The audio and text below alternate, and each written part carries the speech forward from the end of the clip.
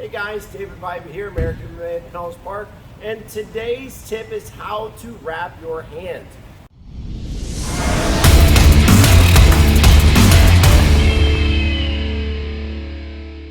Now there's a lot of different ways that you can wrap your hands when it comes to training, but I'm just going to show you a basic way when it comes to wrapping your hand in order to do bag work.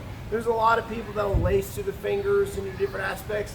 You don't really need to do that unless you're doing really hard sparring or really hard heavy bag work. So first, get your pair of wraps, right?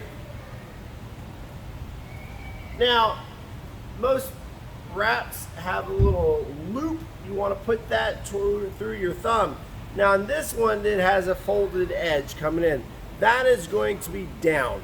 Now when you wrap it around your wrist, you want to make sure it's not too tight, but it's definitely not too loose, right? Kind of snug, and you want to go halfway on, halfway off the wrap as you're going down. Now I usually like to go maybe about 1 or 2 loops past my wrist. There's no point to go all the way to performance. It's not going to do anything for you. So you're just kind of staying right in your wrist area. So halfway on, halfway off. Once you get to the bottom part of your wrist, I like to shoot it all the way across, and I'm covering over top my knuckles here. You want to go halfway on the knuckle, halfway on the finger, keeping your fingers nice and wide, right? If your finger's too close, you can make it too tight. So keep your fingers nice and split. If you just cover the knuckle itself, when you make your fist, your knuckles are still going to be exposed. It's not going to do you any good. So like I said, I go halfway on the finger, halfway on the knuckle. Now here, this is where most of the wrapping you kind of want to do. Support of the wrist and or the knuckles, sometimes the thumb if you have any issues there. So I'll do 1 or 2 wraps around the knuckles. I'll make a cross going across the back, and I'm coming right across the wrist here. Now I'll make a nice fancy little X pattern going across my wrist. So I'll come up here, wrap, and then I'll come right back down to get additional wrist support.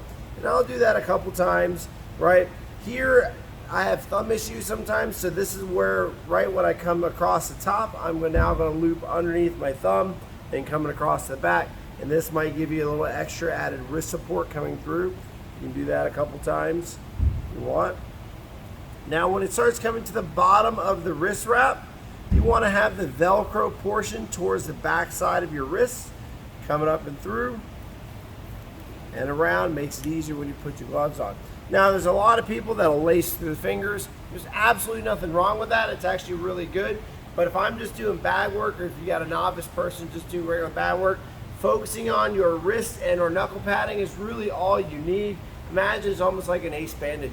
All right, David Bybee, your tip of the day on how to wrap your hands.